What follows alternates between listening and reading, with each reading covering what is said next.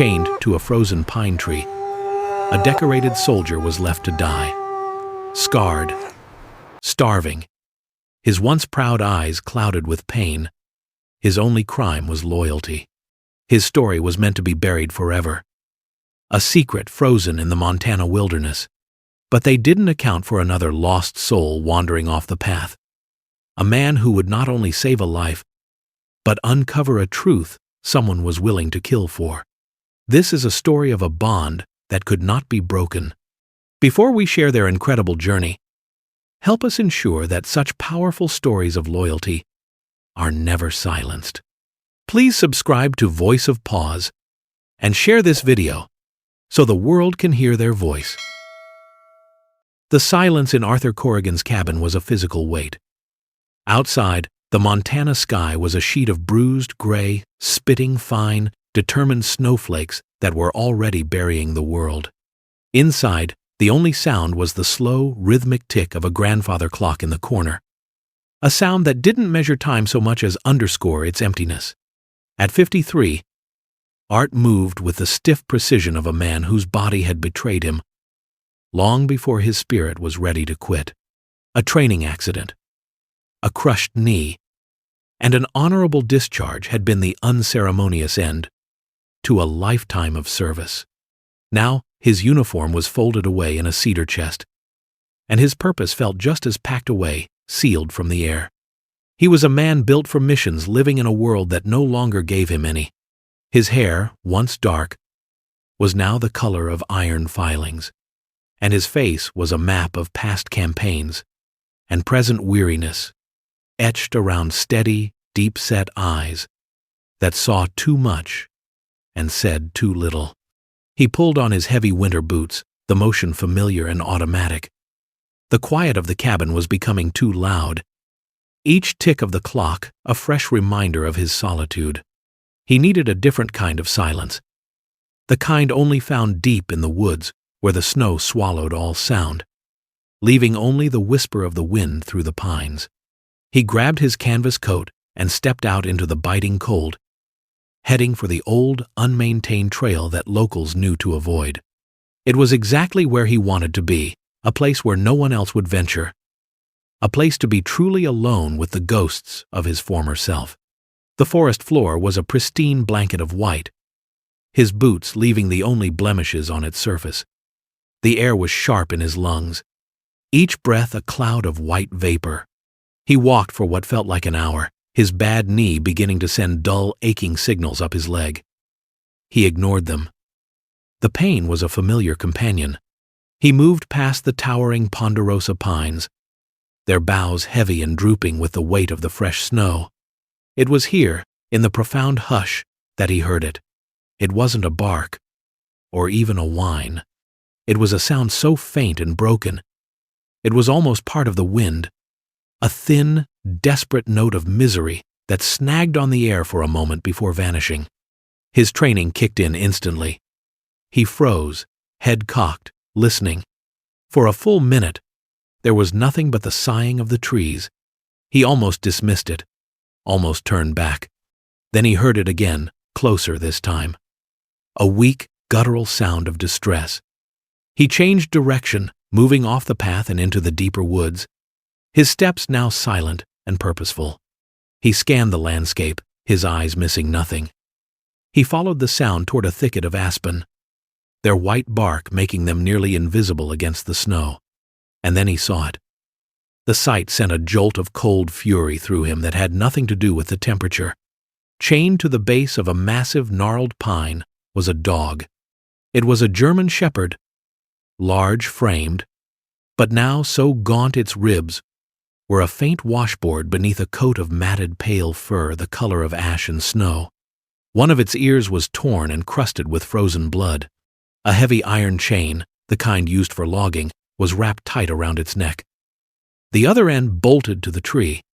The snow around the dog was packed down and stained yellow, a small, desperate circle of existence. The animal was lying on its side, barely lifting its head, its breathing a shallow, ragged affair. Art approached slowly, his boots crunching softly. The dog's eyes opened, clouded with pain and exhaustion, but they held no aggression. They were the eyes of a soldier who had already accepted defeat. This was not the work of a careless owner. The professional knot, the heavy-duty chain, the remote location. This was an execution, slow and deliberate. Art felt a familiar, ugly rage bubble in his chest. He knelt in the snow, his own knee screaming in protest. "Hey," he whispered, his voice rough. "Hey there, soldier." The dog watched him, a faint tremor running through its skeletal frame. Art reached out a gloved hand, not to the dog's head, but to its shoulder, a gesture of solidarity, not dominance. The dog didn't flinch. Art examined the chain. It was thick, its links frozen solid. He pulled on it, but it was unyielding. He looked at the dog, at the life fading from its intelligent eyes. He couldn't leave him here. Not like this. "I'll be back," Art promised, his voice thick with emotion. "I swear on my life, I'll be back for you." He stood and turned, moving back through the woods, with a speed he hadn't possessed in years. He was no longer a man escaping his memories. He was a man on a mission. He burst from the tree line and strode to the old shed behind his cabin, his mind clear and focused. He found what he was looking for, a pair of heavy bolt cutters, their jaws oiled and ready. He didn't pause, didn't rest. He carried the tool back into the forest, following his own tracks, his heart pounding with a purpose he thought he had lost forever. He found the dog just as he had left him, a statue of suffering. Art knelt, positioned the jaws of the cutter around a link in the chain, and squeezed with all his strength. For a moment, there was only resistance. Then with a sharp, echoing snap, the metal gave way. The chain fell loose. "You're free," Art said, his breath pluming. The dog, now unchained, tried to stand, but its legs buckled. It collapsed back into the snow with a soft sigh. Without a second thought, Art gathered the large, frail animal into his arms. The dog was lighter than he should have been, a collection of bone and fur and desperate hope. As Art began the slow, arduous walk back to the cabin, the dog rested its head against his chest, a silent surrender. The quiet woods bore witness as one old soldier carried another from the battlefield, the snow falling around them like a gentle shroud, marking the end of one life and the unexpected beginning of another. The warmth of the cabin was a stark contrast to the biting cold of the forest. Art laid the German shepherd down on a thick wool blanket he pulled from an old footlocker, placing him as close to the stone hearth as he dared. The fire, which had been smoldering, he coaxed back to life, and its orange light danced across the dog's pale, matted fur, revealing the true extent of his starvation. Every rib was a distinct ridge, and his breath came in shallow, exhausted puffs. The dog, who Art had started to think of as Ghost, did not move, his eyes half closed, a silent surrender to whatever came next. For the first time in a long time, Art felt the pull of a clear objective, a feeling as familiar and necessary as breathing. He worked with practiced efficiency, cleaning the gash on the dog's ear with antiseptic and warm water. The animal didn't even flinch, too weak to protest, or perhaps sensing the gentle intent behind the calloused hands. But his own skills had their limits. He knew the dog needed more than a warm fire and a clean wound. He needed a doctor. Art strode to the wall-mounted phone and dialed the number for the Whispering Peaks Veterinary Clinic. A calm, warm voice answered on the second ring. "Dr. Reed speaking." "Evelyn, it's Art Corrigan," he said, his voice gruff. "I have a situation here. A dog. It's bad." There was a brief pause. "How bad, Art?" "Bad enough that I don't think he can make the trip to town. He was chained up in the woods, starving, freezing." He heard the sound of a chair scraping back. "I'll be there in 30 minutes, she said, no hesitation in her voice. "Keep him warm," Dr. Evelyn Reed arrived exactly 29 minutes later, her practical Subaru crunching through the fresh snow in his driveway. She was a woman in her late 40s, with sensible brown hair tied back from a face that was both kind and intelligent. Her eyes, the color of warm honey, took in everything at once. Art's tense posture, the roaring fire, and the still form on the blanket. She carried a large medical bag and moved with a quiet confidence that immediately put Art at ease. She set her bag down and knelt beside Ghost without a word, her hands gentle but firm as she began her examination. "He's severely dehydrated and hypothermic," she murmured, her fingers probing his side. "But his will to live is strong. Look at his eyes. He hasn't given up." She administered a subcutaneous fluid injection with an expert touch, then began to check his body for other injuries. As she ran her hand along his left shoulder, she paused, her brow furrowed slightly. "Art, come look at this." He knelt beside her. She carefully parted the matted fur. "It's not a wound," she said softly. "It's a scar, a surgical line, clean and precise. This is where a microchip would have been implanted." She looked up at him, her gaze serious. "And this is the scar left when one is professionally removed. Someone didn't just abandon him, Art. They deliberately erased his identity." After Evelyn left, with a promise to return the next day, the cabin fell silent again. But this silence was different. It was filled with questions. Ghost slept, a deep, healing slumber, his breathing a little stronger now. Art's attention turned to the filthy, tattered collar still around the dog's neck. He had left it on, not wanting to cause any more distress. Now, he carefully unbuckled it. The leather was cracked and stiff. He took it to the kitchen sink and began to clean it gently with a soft cloth and warm water, peeling away layers of grime and frozen mud. Tucked into a fold near the buckle, his fingers found something hard and cold. He worked it free. It was a small piece of metal, bent almost in half, a military dog tag, or what was left of it. Most of the engraving was scraped away, but under the light, he could make out a few characters, 2 letters and 3 numbers, SK 9.7.2. A cold dread trickled down his spine. He dried the tag and stared at it for a long time before going back to the phone. He dialed a number he hadn't called in over a year, a number that connected him to the world he had left behind. "Sergeant Major Thompson." A gravelly voice answered. "Tomo, it's Art Corrigan." There was a moment of surprised silence. "Art, damn. Good to hear your voice. Everything all right up there in the wilderness?" "I need a favor," Art said, cutting to the chase. "I've got a partial tag number, K9 unit. I need to know who it belonged to." He read the characters off the tag. Thompson whistled softly. "That's an old one. Special unit stuff. Let me see what I can dig up. Might take a while." It took less than an hour. The phone rang, startling him. "Art?" Thompson's voice was different now, stripped of its earlier warmth, professional and grim. "You? Sitting down?" "The tag belongs to a K9 explosive specialist. Name? Ghost. Unit? Sierra. Reported KIA a year ago. Operation Ridgeback. The whole team was lost in a vehicle accident. A rock slide." Art's throat went dry. "The handler, Tomo." "Who was the handler?"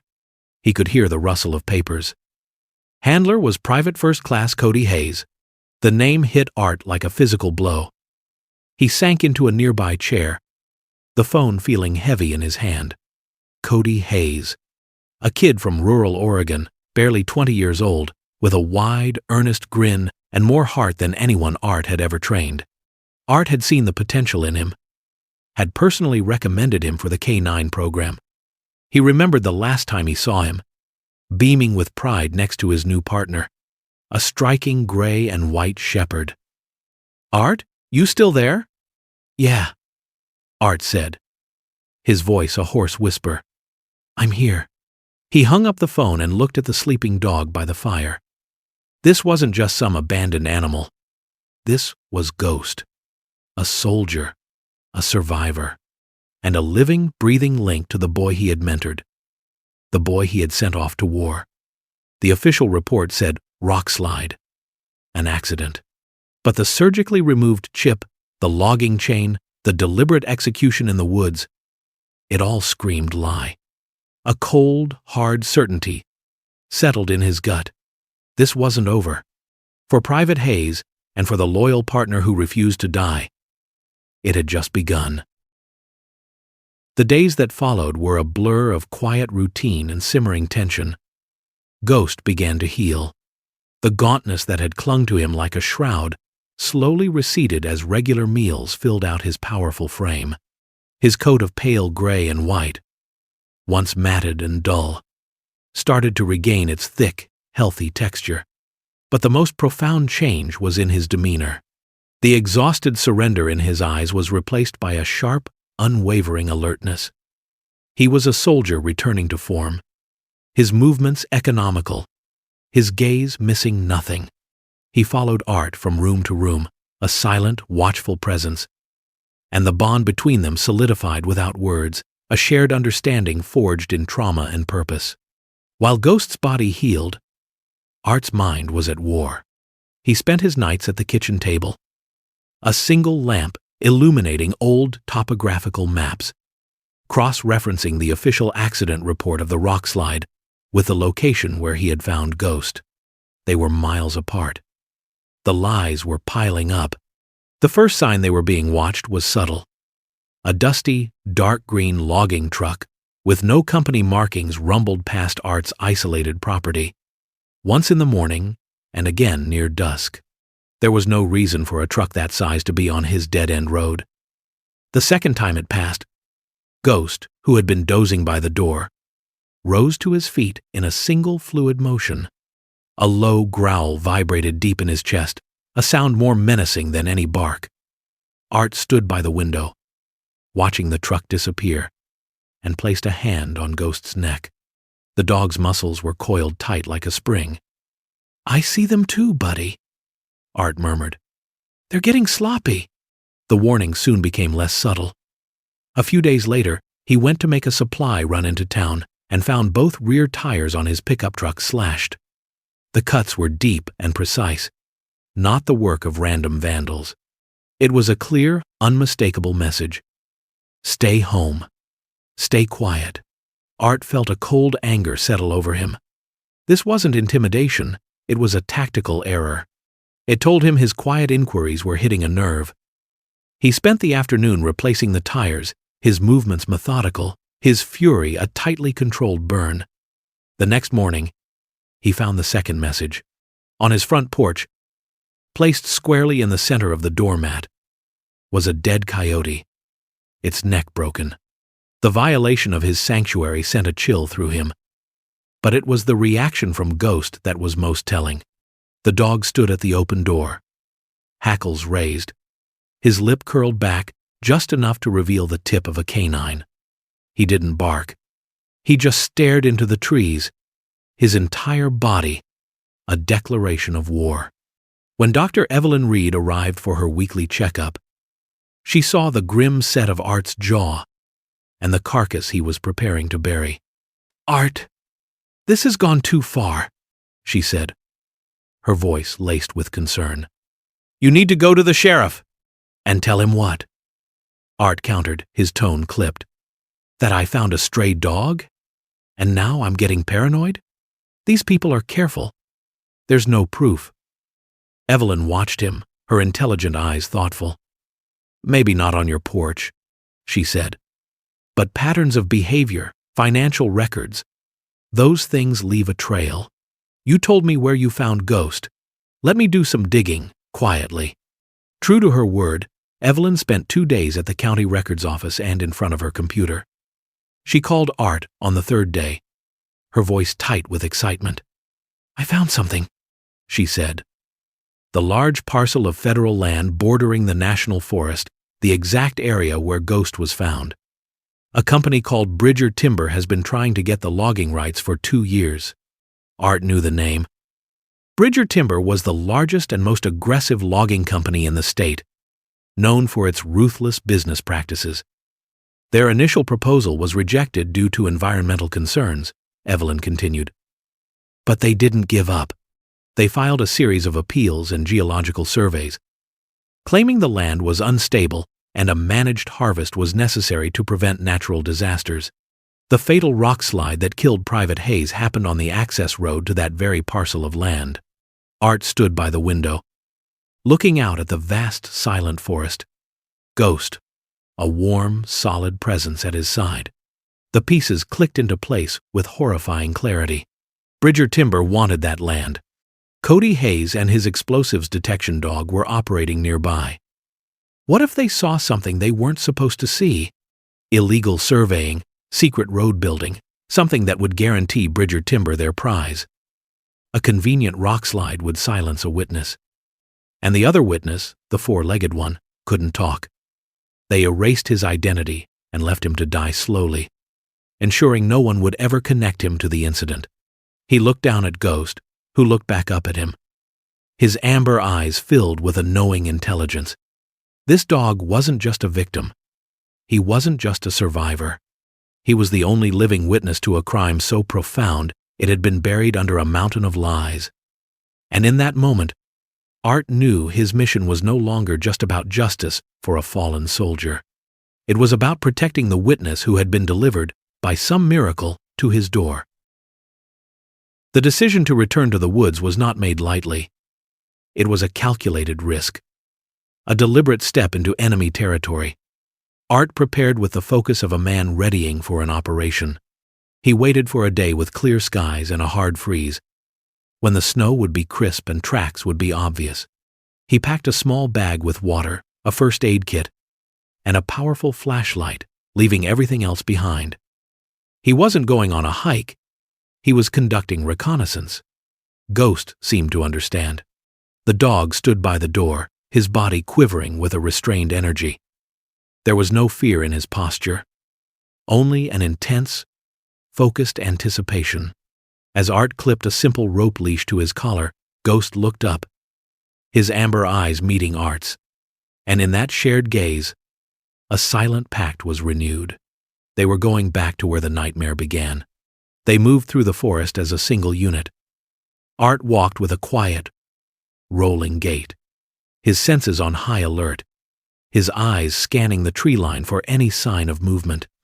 Ghost padded ahead, his nose constantly working, deciphering the complex tapestry of scents left on the wind.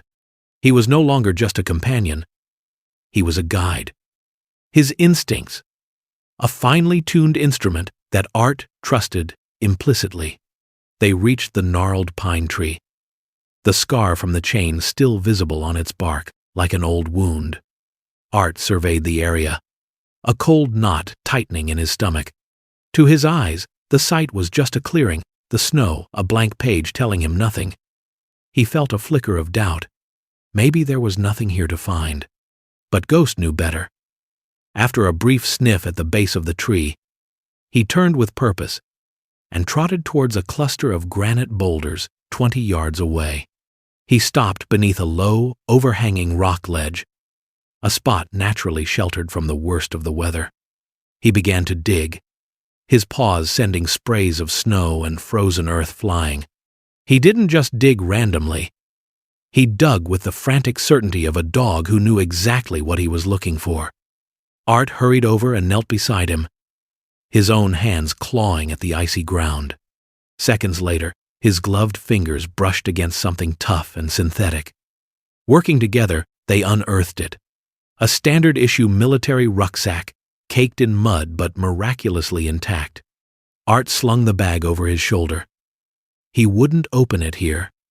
They retreated back to the safety of the cabin, the heavy silence of the woods pressing in on them. Back inside, with the door bolted, Art placed the rucksack on the kitchen table. His hands trembled slightly as he unzipped the main compartment. The contents were simple, but they were everything. There was a handheld GPS unit, its screen cracked but still functional, and beneath it, protected in a waterproof sleeve, was a field notes journal. Art slid the journal out and opened it. The handwriting was neat, precise, and achingly young. It was Cody Hayes's. He read the entries, his heart growing heavier with each page. Cody wrote about his patrol routes, about the beauty of the Montana wilderness, and about his pride in his work with Ghost. Then the tone shifted. He noted seeing Bridger timber crews marking trees far inside the protected boundaries. He documented his suspicions that they were creating their own access roads under the cover of night. The journal was a detailed log of their crimes. And then came the final entry, dated the day of his death. Ghost picked up something near the old ridge. Cody had written, "Found their staging area. They're cutting deep. They have equipment hidden under tarps. This is bigger than I thought. I got GPS coordinates and photos. The foreman saw us. A big guy with a scar on his cheek. He knows we saw him. I can't go to the local sheriff. I heard the foreman bragging about having him in his pocket. I'm going to take this straight to the regional office tomorrow. Ghost knows something is wrong. He won't leave my side." Art closed the journal, a wave of profound grief washing over him. It wasn't a rock slide. It was an execution. He powered on the GPS unit. A map lit up, showing a series of waypoints and tracks that laid out Bridger Timber's illegal operation like a spider web, deep inside the protected forest. It was a digital smoking gun. That evening, Evelyn came over. Art laid the journal and the GPS on the table between them. She read the final entry in silence, her face paling. "Oh, Art," she whispered. "That poor boy." "He was a good soldier," Art said, his voice thick. "He did everything right." They sat in silence for a moment, the weight of the discovery settling upon them. They had the truth, but they were trapped. Going to the local authorities would be walking into a death trap. "We're on our own," Evelyn said, stating the obvious. A cold resolve replaced Art's grief. He looked at the journal, at the description of the foreman. "No," he said, a new, dangerous light in his eyes. "We're not entirely on our own." He looked down at Ghost, who was resting his head on Art's knee, watching him intently. "Cody gave us the evidence, and he gave us a target." He tapped the journal. "This foreman, the man with the scar, if the law won't touch him, then we'll have to make him come to us. We'll set a trap of our own." The plan was a dangerous gamble. A single thread pulled taut over a chasm of uncertainty. They chose an abandoned forester's shack deep in the woods. A place Jed Larson would know. A place where he would feel in control. The bait was an anonymous call from Evelyn, her voice disguised, hinting at a frightened hiker who had found a backpack and was willing to sell its contents for cash. The meeting was set for the heart of a brewing snowstorm, a swirling vortex of white that would ensure isolation. Art waited inside the shack, the air thick with the smell of damp wood and anticipation. Ghost lay in the shadows of a corner, perfectly still, a coiled spring of gray and white muscle, his presence a silent promise. Headlights cut through the thick, falling snow, and the heavy rumble of a diesel engine broke the storm's howl. A moment later, the door creaked open, and Jed Larson filled the frame. He was a large, imposing man, built like the timber he felled. A jagged, pale scar ran down his cheek, just as Cody's journal had described. His eyes, small and cold, swept the room, dismissing Art as a threat before landing on the rucksack placed on the rickety table. "You got something that belongs to my company," Larson said, his voice a low growl. He stepped inside, shaking snow from his heavy coat. "I've got a journal and a GPS that say your company has been stealing from the American people," Art replied, his voice calm and steady. "And that you silenced a U.S. soldier to cover it up." Larson laughed, a short, ugly sound. "That's a big story from a washed-up old man. Give me the bag." He took a step forward, his intentions clear. "This story has a witness," Art said, not moving. Larson stopped, His eyes narrowed. "There were no witnesses." "You left one," Art said softly. "You just didn't think he could talk." As understanding dawned on Larson's face, his expression hardened into brutal resolve. He lunged across the small room, his powerful hands reaching for Art's throat. He was faster and stronger than Art expected, and he slammed Art against the wall, the impact knocking the air from his lungs. For a critical second, Art was defenseless, Larson's face a mask of fury inches from his own. In that instant, a blur of gray shot from the shadows. Ghost launched himself, not with a savage bark, but in the focused, deadly silence of his training. His jaws locked onto Larson's arm, the one reaching for Art. There was a sickening crunch of bone, and a scream of agony from the foreman. The attack was precise, disabling, and absolute. Larson stumbled back, clutching his shattered arm, his arrogance replaced by pure shock and pain. Art moved in, using the opening to subdue the larger man, a hidden recording device on the table, capturing every word of Larson's pain-fueled confession, a stream of curses and admissions of guilt. As planned, Evelyn, waiting safely down the road, made the call not to the local sheriff, but to a federal marshal's office Art knew from his service days. The aftermath was swift. Federal agents, guided by Evelyn, descended on the shack.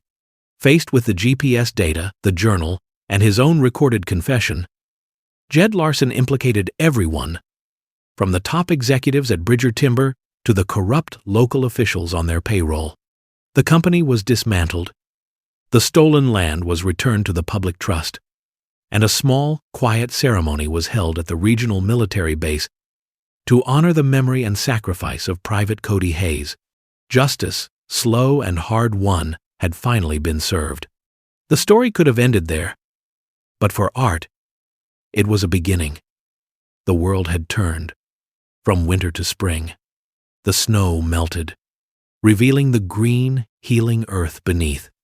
Art did not go back to his old life of quiet, empty solitude. Using his savings and a portion of the restitution funds awarded by the court, he began a new mission. He reinforced the fences on his property, built warm, comfortable shelters, and cleared a gentle, rolling pasture. He named it the Last Patrol Sanctuary. It was a quiet place, a haven for soldiers who had 4 legs, for the forgotten K9S and service animals who had given their best years and were now deemed too old or too broken to continue. His first resident after Ghost was a 3-legged Labrador who had sniffed out bombs in a forgotten war. His second, an old horse from a mounted police unit. One clear afternoon, Art sat on his porch, watching the animals. He was no longer the haunted man who had sought oblivion in the woods. The lines of weariness on his face had softened, replaced by a deep, abiding peace. Ghost, now fully recovered, his gray and white coat gleaming in the sun, lay at his feet. He was not a king, but a respected elder, watching over their small, unique pack. Art reached down and rested a hand on the dog's strong back. They were 2 old soldiers, left behind by the world, who had found each other in the heart of a storm. And together, in the quiet peace of the Montana wilderness, they had finally found their way home. Sometimes the souls we set out to rescue are the very ones who lead us back to ourselves. They teach us that a life of service never truly ends. It simply finds a new mission in a quiet act of loyalty. The bond between a person and an animal is a testament to this. A silent promise that even in the deepest winter, hope can be found. If stories of this profound connection touch your heart, we invite you to subscribe so that more tales of courage and devotion from our Voice of Paws family can always find their way to you.